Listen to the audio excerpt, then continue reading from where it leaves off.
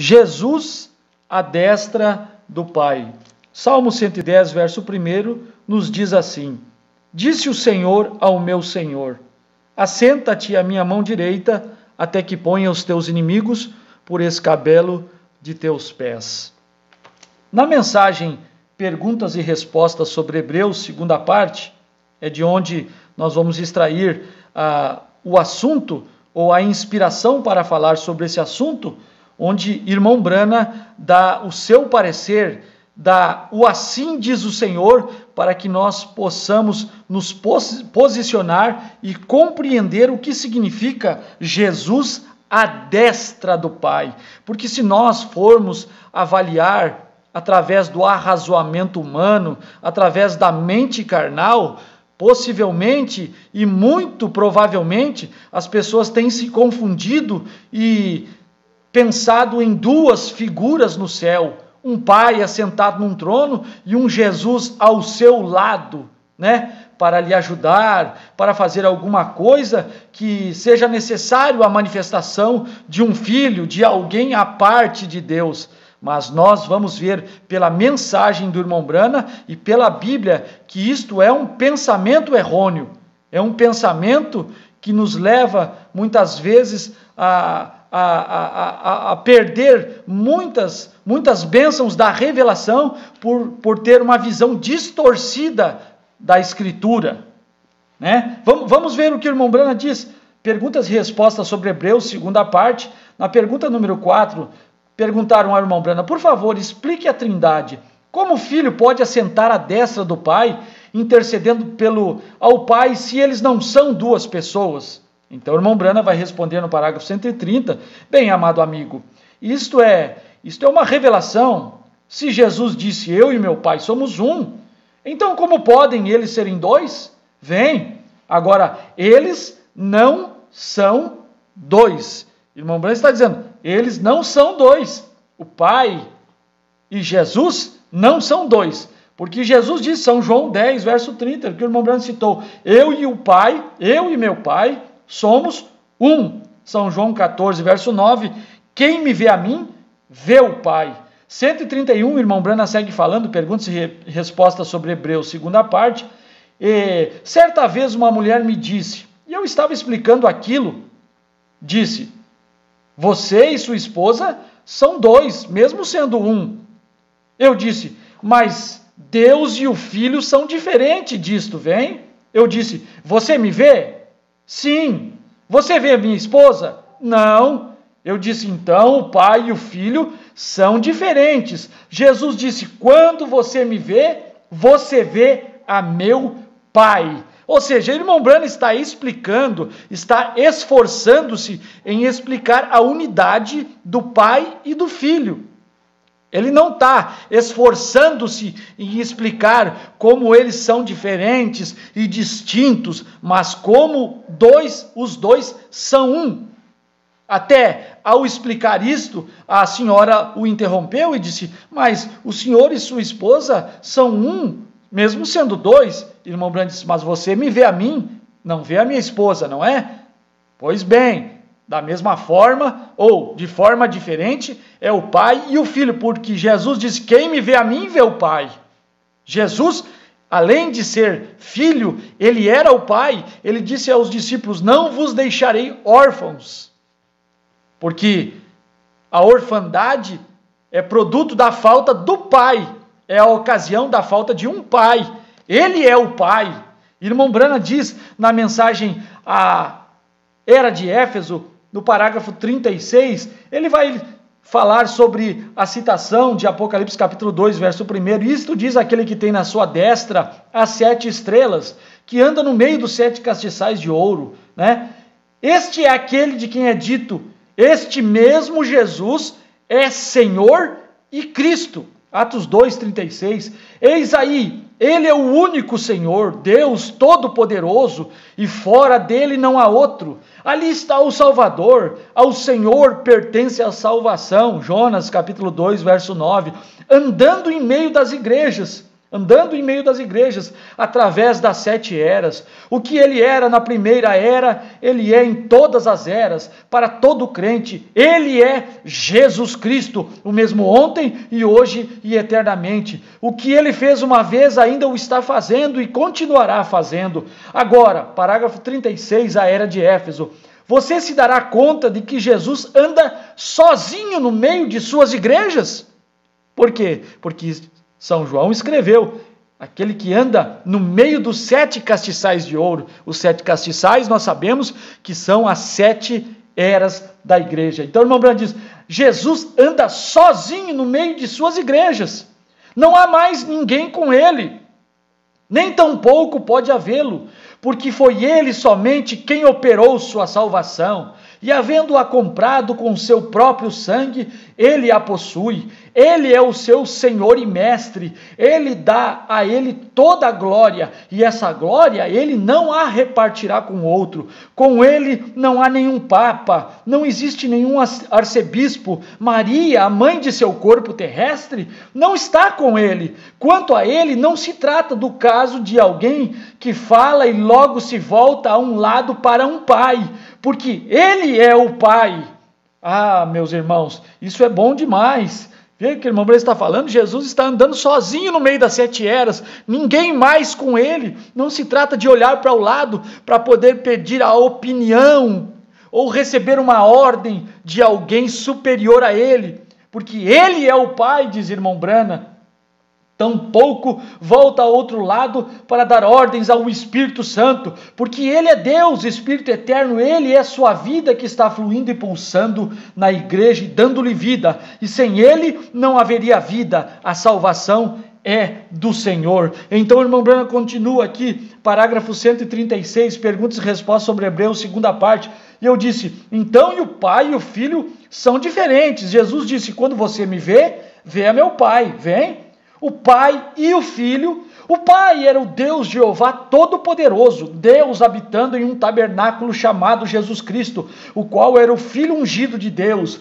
Jesus era um homem, Deus é um Espírito, e ninguém viu Deus nenhuma vez, mas o unigênito do Pai o declarou. Ele era sua personalidade, seu ser, sua deidade, seja o que ele era Deus, ele não era nada menos ou nada mais do que Deus. Mesmo assim, ele era um homem, uma casa na qual Deus habitava. Isso é correto, ele era a moradia de Deus. Jesus era Deus. Quando nós lemos a mensagem do irmão Branham, quando nós escutamos irmão Branham pregar, seja através das fitas ou por outro meio mais tecnológico que temos hoje, nós logo concluímos, irmão Branham quis passar para nós que Jesus é Deus. Ele até pregou a mensagem, a deidade de Jesus Cristo. Isso é tremendo, e isto que nos coloca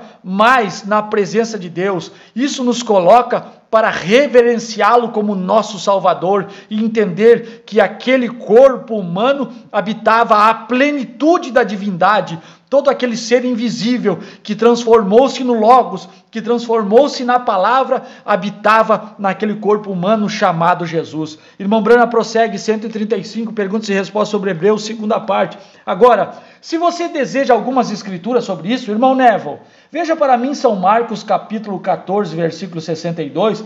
A irmã Ude, você veja para mim Efésios 1, verso 20. Alguém mais tem uma Bíblia? Bem, levante sua mão. Irmã Arnold, você tem aí uma aí atrás? Correto. Veja para mim Atos 7:55. Correto. Marcos 14:62. Irmão Neville e a irmã Ude, Efésios 1:20 e Atos 7:55, irmã Arnold. Correto. Você já o tem, irmão Neville? Correto. Leia agora. O irmão Neville lê. E Jesus disse-lhe, eu sou, o vereis, o Filho do Homem, assentado à direita do poder de Deus e vindo sobre as nuvens do céu. Agora o irmão Branham vai explicar o significado de Jesus estando à destra de Deus no céu. O que significa destra? O que significa destra? Vamos voltar um pouquinho na mensagem de perguntas e respostas, número 2, parágrafo 109. Jesus disse, vinde Deus e vou para Deus. Isso está exatamente em São João, capítulo 16 e versículo 28. Saí do Pai e vim ao mundo, outra vez deixo o mundo e vou para o Pai. São João 14, 28. Ouviste o que eu vos disse? Vou e venho para vós. Se me amasseis, certamente exultaríeis por ter dito, vou para o Pai, porque o Pai é maior do que eu. Se os irmãos quiserem examinar mais detidamente, irmão Branham fala sobre estas coisas na mensagem Hebreus, capítulo 2, parágrafo 8, e a mensagem A Revelação de Jesus Cristo na página 11, irmão Branham está explicando que quando ele disse que voltaria ao Pai, ou seja, ele voltaria à forma na qual ele estava antes de nascer e tornar-se o Senhor Jesus Cristo e habitar naquele corpo. Ele voltaria à coluna de fogo, porque a coluna de fogo era maior do que a carne em que ele habitava. Então, irmão Branham diz perguntas e respostas, número 2:109, Jesus disse, vim de Deus e vou para Deus. Está isto correto? Depois de sua morte, sepultura, ressurreição e ascensão, quando o corpo foi assunto e assentou-se à destra de Deus? Agora, não quero dizer que Deus tem uma destra. Deus é um espírito. Irmão Branham está ensinando que Deus não tem lado. Que destra não significa lado direito, lado esquerdo. Deus não tem lados. Um espírito não tem lados. Um espírito não tem destra, porém a destra significa em poder e autoridade de Deus. Quer dizer, Jesus voltou ao Pai, assentou-se à destra, ele era todo o poder do Pai, ele era toda a autoridade do Pai, ele agora falaria em nome do Pai, ele seria a aparência visível do Pai. Ele até mesmo disse, depois de ressuscitado, todo o poder é me dado nos céus e na terra. Todo o poder, irmão Branham até mostra, se todo o poder foi dado a Jesus, como ficaria o Pai se existisse alguém à parte de Jesus Cristo, à parte do Filho? Como ficaria o Pai, o Deus Pai, à parte do Filho? Visto que o Filho disse, é-me dado todo o poder. Ah, meus irmãos, irmão Branham continua perguntas e respostas sobre Hebreus, falando, 146, leia a sua agora, irmão Wood. A irmã Wood diz, Efésios 1:20, sim senhora, a irmã Wood lê, que manifestou em Cristo, ressuscitando-o dos mortos e pondo-o à sua direita nos céus. Correto, leia a sua irmã, veja, ora meus irmãos, como as pessoas podem duvidar da deidade de Jesus Cristo, como as pessoas podem inferiorizar o Senhor Jesus Cristo através de explicações banais. Veja o que o irmão Branham diz na mensagem a Abraão restaurado, parágrafo 146 em diante. Nós poderíamos escolher diversas mensagens em que o irmão Branham tratou desse tema, quando as pessoas insistiam em fazer de Jesus um simples homem, um simples profeta, uma pessoa comum com dons apenas, amém, alguém que pudesse simplesmente manifestar dons. Não, ele foi mais do que isso, ele não foi um filósofo. Irmão Branham defendeu a deidade do Filho, mostrando que ele e o Pai eram um e que fora dele não há Deus. Fora do Filho não há Deus, fora do Filho não há uma manifestação digna em que nós possamos olhar e dizer, nele habitou a plenitude da divindade. Irmão Branham então falando aqui, dentre tantas mensagens destacamos essas, Abraão restaurado 146 ao 140, há algum tempo atrás, uma mulher pertencia a uma igreja denominacional, ela disse, irmão Branham, eu acho que é somente uma coisa errada no seu ministério que possa encontrar. Eu disse, o que é? Disse, você enaltece muito a Jesus. Eu disse, eu o quê? Disse, você enaltece muito, você o faz divino. Ora, se irmão Branham fazia Jesus divino, eu que creio na mensagem, você que crê na mensagem, também o fará divino. Se você o encontrasse hoje, você se ajoelharia perante ele, como fez o ceguinho de nascença em São João capítulo 9. Se ele não fosse Deus, ele não poderia ser adorado. Aquela mulher Cirofenícia que veio atrás dele, buscando uma bênção, uma cura para sua filha que estava endemoniada. Depois de receber a cura, ela o adorou, ela se ajoelhou e o adorou. Lá no Evangelho do Velho Testamento, nós vemos uma ordem que somente a Deus deveríamos adorar. Ouve, ó Israel, o Senhor teu Deus é o único Deus. E agora aqui nós vemos um homem sendo adorado, aquele homem era Deus. E esta senhora estava criticando o irmão Branham com um pensamento errado, talvez até mesmo por ler estas escrituras e entender que Jesus não era Deus.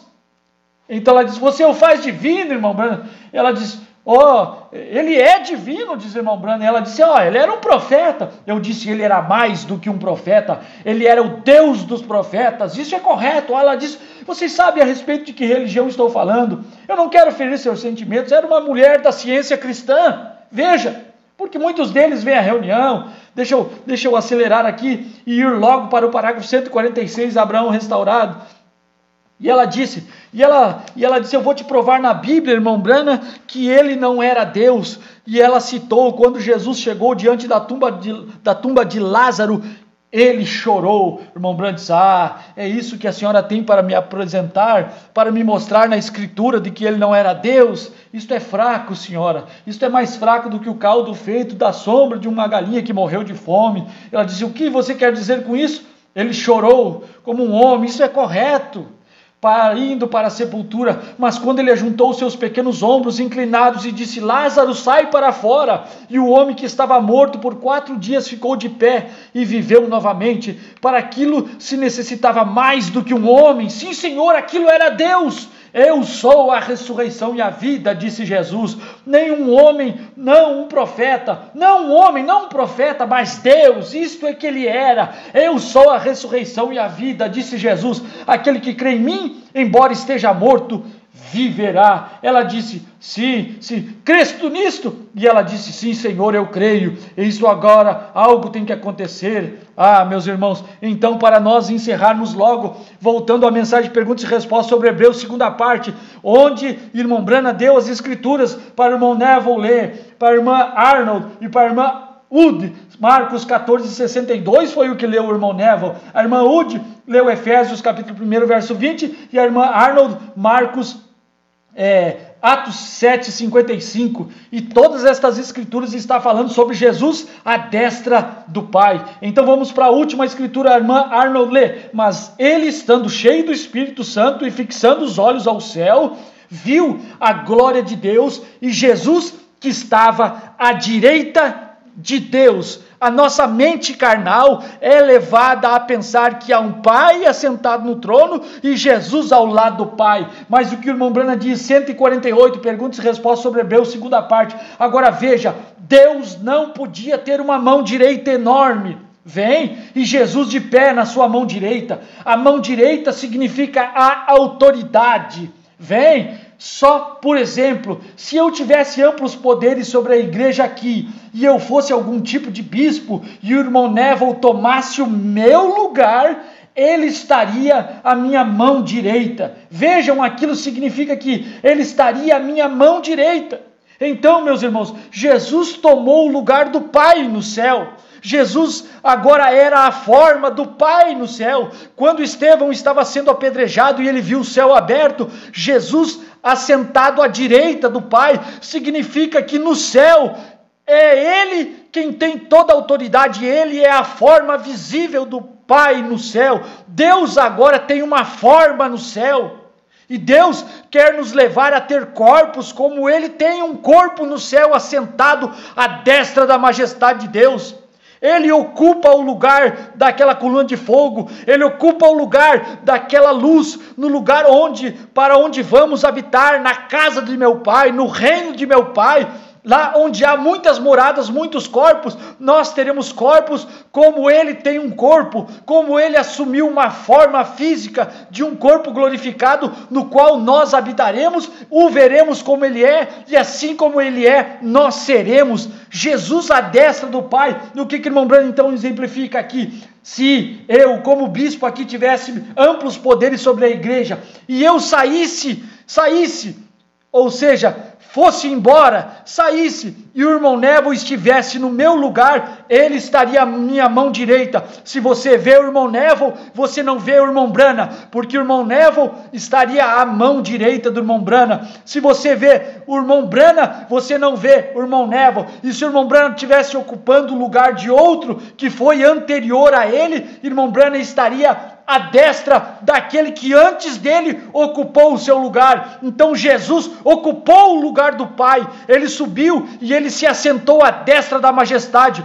Quando nós chegarmos no céu, nós o veremos como ele é, nós veremos aquela aparência num corpo glorificado, porque foi isto que Estevão viu, foi isto que os apóstolos viram, foi isto que está escrito na Bíblia, que ele assentou-se à destra do Pai, ou seja, o Rei da Glória agora tem uma aparência, o Rei da Glória agora tem uma forma no qual nós podemos olhar para ele, o reverenciar e inclinarmos a ele, reconhecer que ele é o Todo-Poderoso e que fora dele não há outro. Jesus à destra do Pai, Jesus assumiu a forma do Pai, Jesus tomou o lugar do Pai, ou seja, em outras palavras, Deus mudou de forma, nasceu através de um ventre virgem, viveu, cresceu, cumpriu com o seu ministério,